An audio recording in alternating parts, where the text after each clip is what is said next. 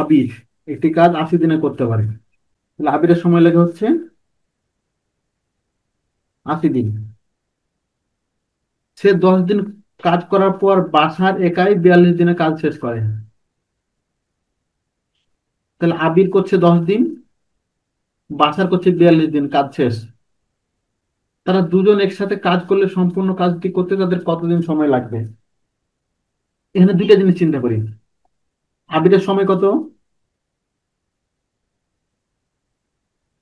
80 দিন।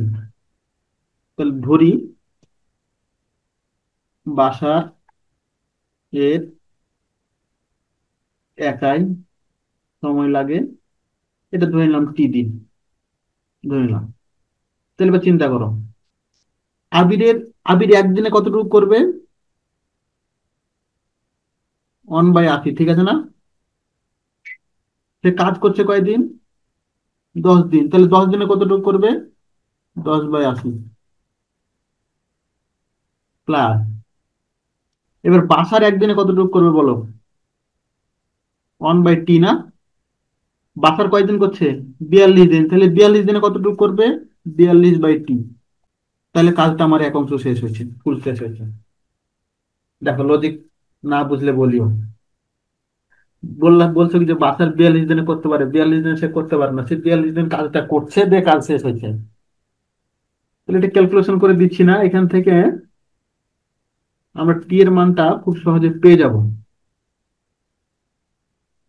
কারণ এখানে শূন্য শূন্য কাটা, 1/8, 1/8 এদিকে বিয়োগ করলে সে পাচ্ছি কত? 7/8। তাহলে 848, টি এর মান পেয়ে যাচ্ছি 48।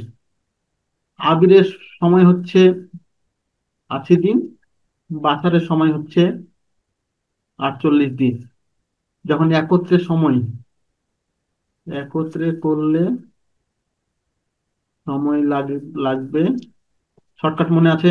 সূত্র সেরকম, AB/A+B। তাহলে 80 × 48, নিচে 80 + 48 করলে কত হয়? 128।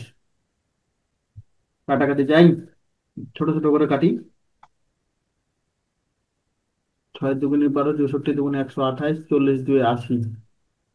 এবার 16 দিয়ে কাটি, 16 × 4 = 64, 16 × 3 = 48, 4 × 10 = 40। তাহলে 3 × 10 পেয়ে গেলাম 30। এতদিন সময় লাগবে।